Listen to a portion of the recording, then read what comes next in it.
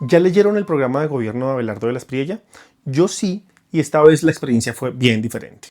Con los dos anteriores había problemas. Con Iván Cepeda el programa era ideológicamente coherente, pero le costaba muchísimo aterrizar en lo concreto, se centraba muchísimo en la épica de su adversario. Con Paloma Valencia las propuestas existían, pero andaban muy dispersas, no había un documento unificado que las amarrara. Con Abelardo pasa algo diferente, aquí sí hay documento, hay un PDF, hay ejes de campaña, hay un lenguaje de campaña condensado pues en una pieza reconocible en la que uno dice, sí, esto es un programa de gobierno, pero pues si bien no falta un programa, el problema es qué tipo de programa es ese que él nos está mostrando. Porque pues de entrada no está escrito como un plan de gobierno técnico, no está escrito como un plan de gobierno tradicional, sino que se muestra como una especie de manifiesto de rescate nacional. Estoy usando sus palabras literales, yo no lo digo, lo dice el propio documento, nos habla de reconstruir la patria milagro, que es una de las frases que más se repiten, nos habla de salvar a Colombia de 4 amenazas, nos habla de autoritarismo, violencia criminal, corrupción y economías ilegales, y todo lo presenta como una épica de los nunca contra los de siempre, palabras literales, textuales de él.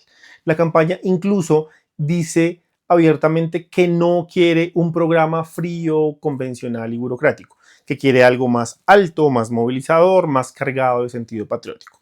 Hasta ahí uno puede decir, listo, toda campaña necesita relatos, necesita una música, un ritmo que la mueva y sí, claro, la política sin narrativa no existe. El problema aparece cuando la narrativa se vuelve tan protagonista que uno empieza a preguntarse si detrás de esa voz hay una arquitectura de gobierno o si lo que hay es simplemente una muy buena puesta en escena. Leyendo a Abelardo, uno siente todo el tiempo que el país no está siendo convocado a discutir un programa, sino que está siendo convocado a participar en una especie de restauración moral. Ese es el punto pues, que a mí más me interesa abordar. Y es pensarnos en medio de ese relato de la restauración moral, ¿qué nos va a quedar a nosotros cuando le quitemos toda esa épica de discurso? Por ejemplo, en cuanto a los temas de seguridad, que pues es uno de los ejes del programa de Abelardo, el documento promete erradicar 330.000 hectáreas de coca.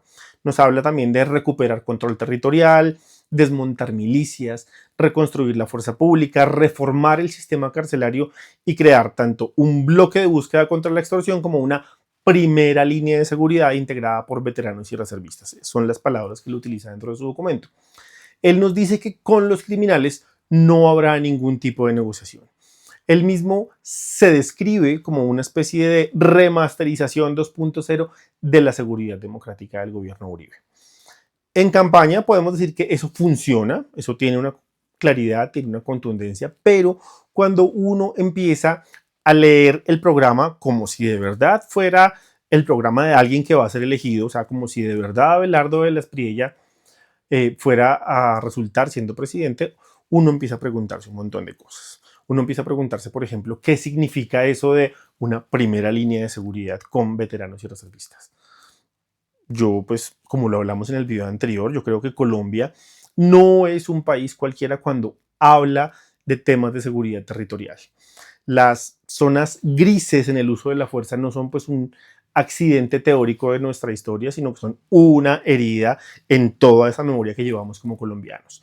No basta con que pues una propuesta suene dura, sino que tenemos que preguntarnos por los límites, por los controles, por la subordinación estricta al monopolio estatal de la fuerza, y eso en el documento no aparece con la precisión que uno le exigiría a una propuesta de ese tipo.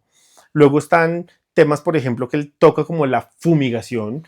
Él promete erradicar la coca con todas las herramientas que permite la ley y la tecnología, lo dice así. Y pues son ideas que parecen buenas, pero si vamos al pasado, nos vamos a dar cuenta que Colombia fumigó más de 1.700.000 hectáreas de coca con glifosato durante 20 años y el resultado fue que los cultivos pasaron de 20.000 hectáreas en 1984 a más de 200.000 en los años más recientes. El expresidente Santos decía ante la Corte Constitucional que en 2006 y 2007 fueron pues, los años de mayor aspersión en toda la historia del país y la producción de coca en lugar de disminuir, aumentó. La tasa de resiembra incluso se puede decir que llegó al 60%.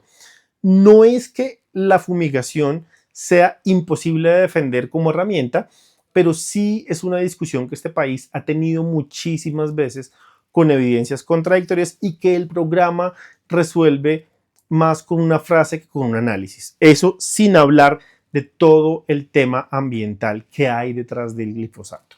En temas de anticorrupción, el documento propone un bloque de búsqueda contra la corrupción, un bloque de búsqueda dirigido directamente por el presidente. Nos habla de extinción de dominio express y nos plantea una meta súper ambiciosa de tener toda la contratación estatal en la red blockchain para el 2030. Ahí uno pues ve que la cosa es como medio interesante, pero rara, y uno empieza como a dudar porque se nos habla de punitivismo, de hiperpresidencialismo y de una especie de fascinación con la tecnología.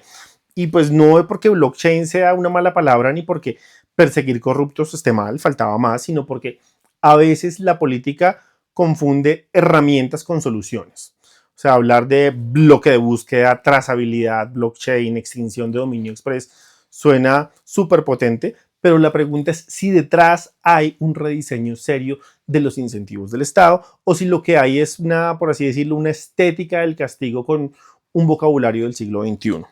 La economía, el tema de economía puntualmente de la propuesta de él, es como uno de los que exige mucho más que levantemos la ceja, que nos pensemos todo y que dudemos de él. Se nos promete pasar de administrar escasez, él habla así, administrar escasez, a desatar abundancia. Suena pues como un término muy religioso. Él nos habla de crecer a un 7% anual, nos pone como ejemplo a Corea del Sur o Singapur, nos habla de reducir el tamaño del Estado en una cuarta parte, habla de lograr un superávit fiscal primario en el corto plazo y aplicar un ajuste de 70 billones de pesos.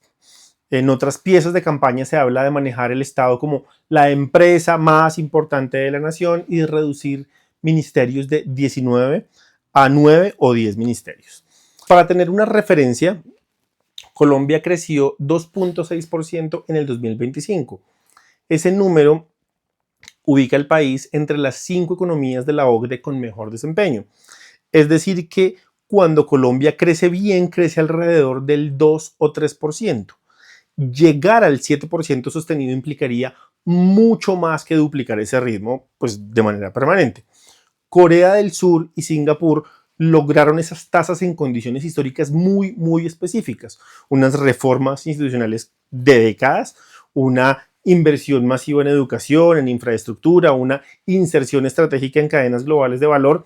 Y pues uno quisiera ver en el programa cuáles son los sectores tractores, cuál es la secuencia, cuál es la política industrial. Porque poner una meta extraordinaria sin explicar el mecanismo suena bien, pero no suena a gobierno.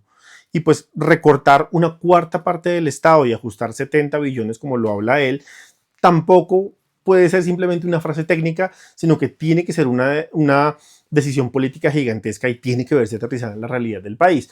Eso va a caer sobre nóminas públicas, sobre subsidios, sobre presencia territorial, sobre muchos programas sociales y sobre burocracias inútiles, pero también sobre burocracias necesarias. La pregunta no es si el Estado colombiano tiene grasas, y seguramente pues sí la tiene, sino que la pregunta es ¿dónde se corta? ¿Quién asume el costo y cómo se evita que el discurso de eficiencia termine siendo una poda grandísima sin mediaciones suficientes?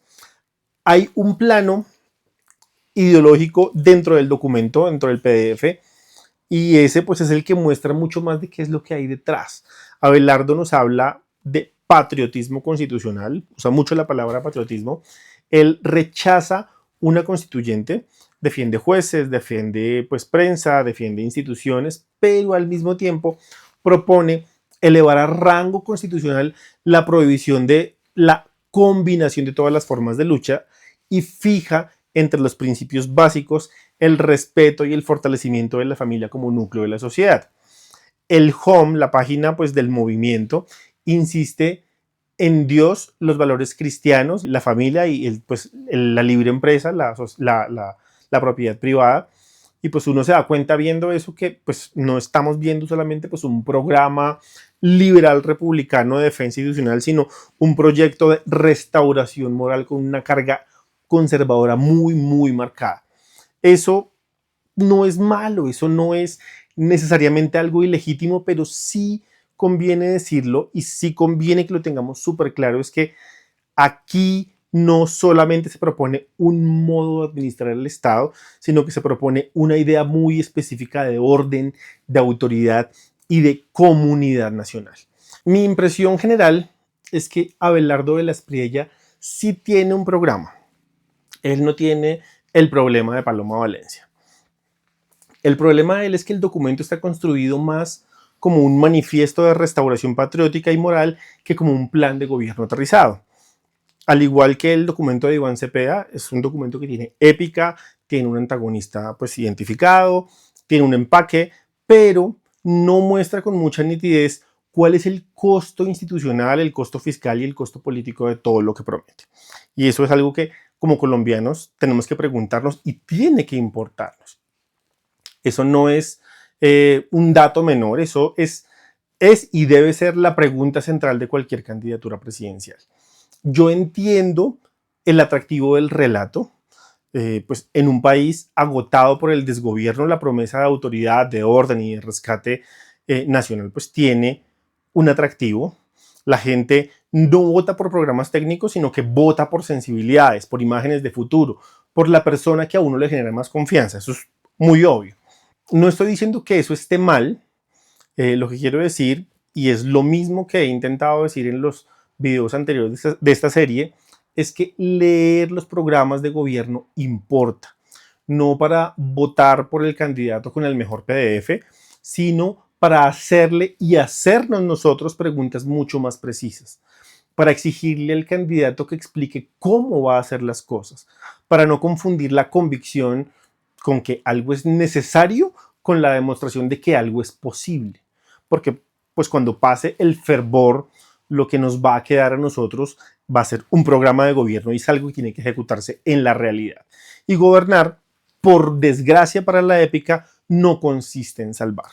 Consiste en decidir, en priorizar, financiar y responder por las consecuencias de lo que se promete. Esa es la pregunta que yo le haría a cualquier candidato, incluyendo a Abelardo de la Espriella.